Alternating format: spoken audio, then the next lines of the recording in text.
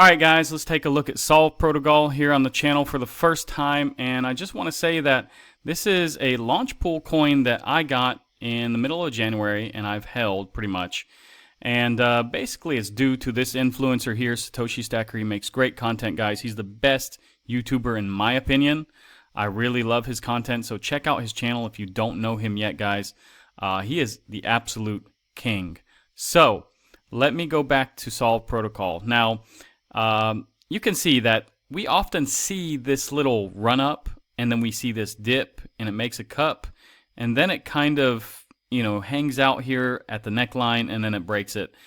This, this isn't a run up from $1 to $2 though. This is the launch of this coin. So I would still say, in my opinion, that this is valid, that we see this a lot where you have a large run up, then a cool off, and then you see it come up to the neckline again, float around just for a little bit, and then break. It's kind of a cup and handle. In my opinion, this could turn out to be a cup and handle. And, is it a, normal cup and handle? Probably not.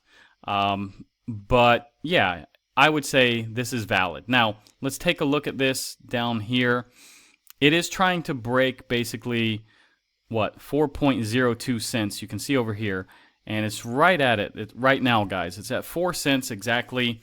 Do I think it's going to break through this? Probably, yeah.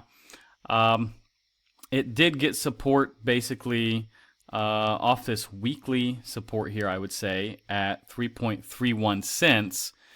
And it even went all the way down here to 2.85 cents basically this week. So if you caught it down there, excellent buy, guys. I have DCA'd some free money into this, so I actually have zero money into Solv Protocol myself. Basically, all the tokens that I've gotten are free. My wife as well, she has some of this. And anyways, let's take a look at the RSI. I just want to take a look to see if it has any strength left in it. Now, on bigger time frames, guys, weekly, monthly, it's not going to be printing anything. As you see here, the daily, it probably just really started printing. As you see, yeah, on the Stoke, just really started printing on the 15th, so not too long ago, a couple weeks ago. Now, it is overbought basically on the Stoke RSI. It is pointed upwards here, though, on the RSI, so, and it's still pretty low, so that's good, actually, on the daily time frame, at least on the RSI. The Stoke is just going flat, really, but, yeah, apparently it's overbought. Now, on the 4-hour time frame, slightly pointed to the upside here, and it is getting into the overbought territory on the Stoke. So still not too bad, actually, on the 4-hour, I would say. 1-hour time frame, it's kind of floating and flirting with this overbought. It's right on the line, basically. It's just like, no, now it ticked below it. That's really interesting. You can actually watch this almost live. But yeah, it is now not in the overbought territory. So now on the Stoke, it's kind of gone sideways here in the overbought territory. And let's take a look at the 15-minute time frame, although that's not the best time frame to look at. You can see it's still ticking. But yeah, it is pointed to the downside, but it is not overbought. And it is pointed to the upside on the Stoke. So it is really close to being overbought. So what I take away from this, guys, 15-minute still looks fine in my opinion, although it is slightly pointed down here.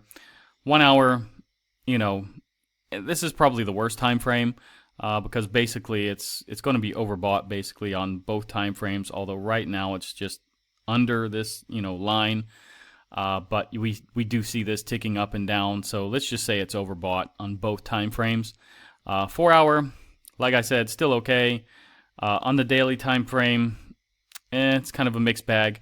In my opinion, I think we're going to see this break through at least this resistance here. Probably, it could be today.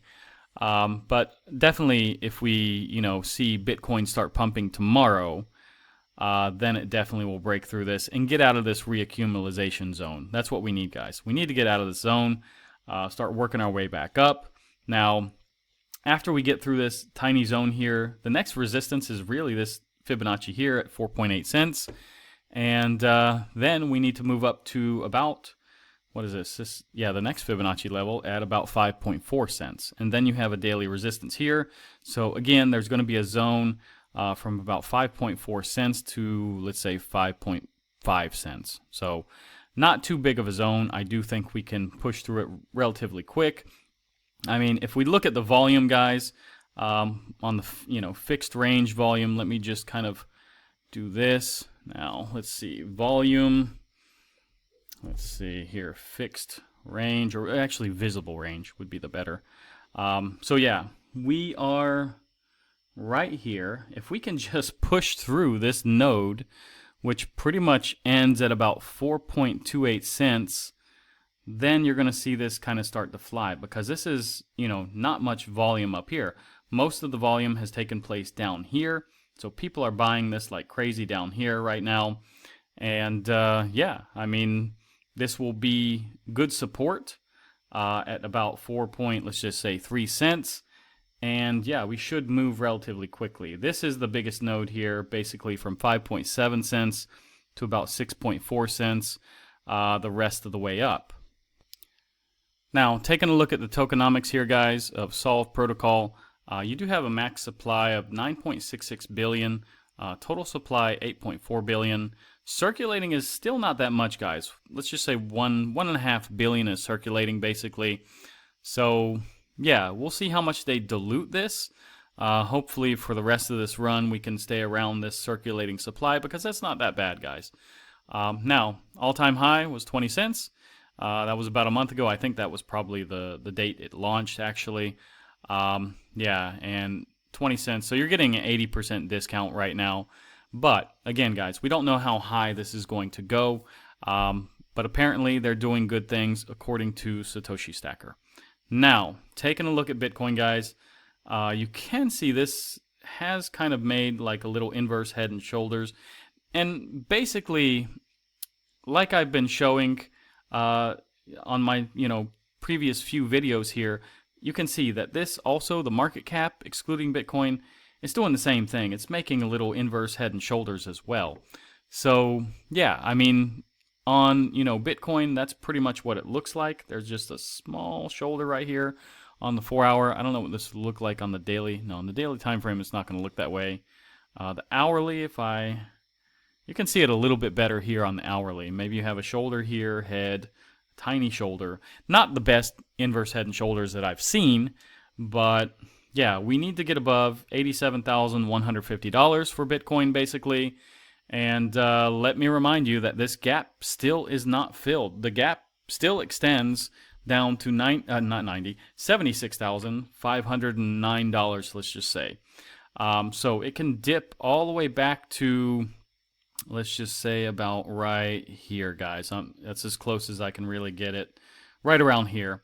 So we could see it fill the gap still. That's what I worry about a little bit. So if you worry about it, maybe wait and see if we dip $10,000 to fill that gap, and then, we shoot back up. That could, very well happen. Now, we may not fill the rest of this gap until the bear market. Who knows? Now, Ethereum, guys, if we take a look here, this is kind of the legendary line that I've drawn here. And you can see, guys, this goes back all the way to about 2022 in the summer. And basically, Ethereum has bounced off this line several times. Now, if I zoom in, guys, on the daily, you can see it did not lose it yet on the daily time frame. It's very close, though. Very close. So, really, it needs to get a bounce here. It needs to reclaim this Fibonacci. It needs to get back above about 23, let's just say, 10.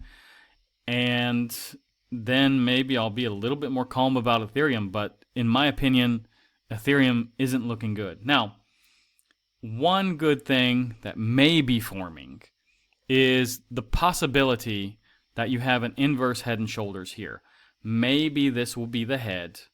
And then somewhere over here, I'm just going to draw this for, illustration. Maybe we get, something like this. And I'm not even going to measure it, guys, because this is just in theory. But maybe we see this. So after we get here and we see another shoulder, then I'll measure it. But if I'm just, looking at this with my own eyes, I just think this is going to pump up to about this, Fibonacci, the top of this Fibonacci, or the start of this Fibonacci, we can say, if we're to measure it, maybe a little bit higher than the top of this, darker green, but that would be my estimation. So it would take you back to about 3,200, let's just say. Now, taking a look at the dominance, guys, unfortunately, we are, stepping up still. So let's see what happens here, guys, because yeah, this is, still stair-stepping up. I'm really hoping that this is the top. It looks like this could be resistance here at about 61, let's just say 0.4%. And, maybe we'll start to trend down then. We do need to take out, 60.46% here, and this legendary trend line. This trend line goes back, like I said, guys, for years. And if I put this on a weekly time frame, you'll see this a little bit quicker. So let me zoom out, guys, real quick. Yeah, you can see this goes all the way back to end of November 2022. We did have some fake outs here recently, and we kind of had a mini altcoin season.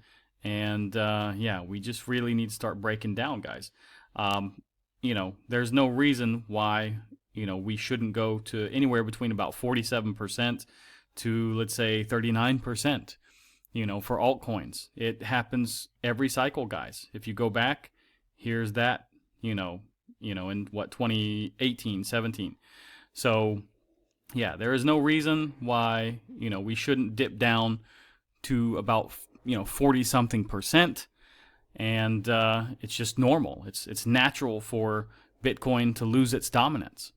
Now, taking a look at the fear and greed, guys, it's at 26 today. Better than yesterday. Still in fear, but, still quite low. Now, altcoin season index, let me refresh this and see where we are right now. Okay, wow. 22. That's kind of surprising.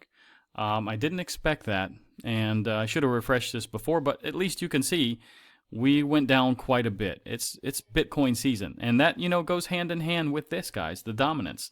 That is why I keep, showing you this chart. And yeah, you can see we're still hanging out up here. And this is still a very high level. It wasn't long ago when we had this spike up to about 64.3%. So anyways, let's take a look here. Economic calendar for the week, guys. You do have some PMI. You have the manufacturing PMI basically tomorrow. Also some ISM numbers. Tuesday, we just have one speaker speaking. There's not really anything important. Wednesday, we do have some more ISM numbers. We do have global services and composite PMI. We also have ADP non-farm employment change. And then if we go to Thursday, you do have a couple of speakers, actually a few speakers here. We do have jobless claims, and that's pretty much it. Non-farm productivity could be somewhat important. Now, Friday is the big day, basically non-farm payrolls. And yeah, we do have some speakers again. We have like 5 speakers here. So average hourly earnings, also a little bit important. And yeah, you're probably going to see a lot of volatility Friday, guys. Now, what's interesting is, the Fed watch tools, we actually went up, we ticked up. There's still people that have hope that we're going to get a cut. Crypto bubbles, guys, looking better. There is a couple projects, in the red, but mostly it's green today, which is nice to see. Now, again, on the week and month, still red. On the day, it's green. The hour, it's green. The year, it's still green. But the week and month, terrible, guys. Now, if you want to stake your coins, guys, go to Coinindo. Basically, you can go to earn here. If you want to stake some, Bitcoin, click here. And you'll see all the limits and things and days you have to stake. Be careful. You don't want to be locked up in something when you want to get out. And yeah, guys, if you like this video, like, subscribe, activate the bell, share this video with your friends, and I'll see you guys in the next one.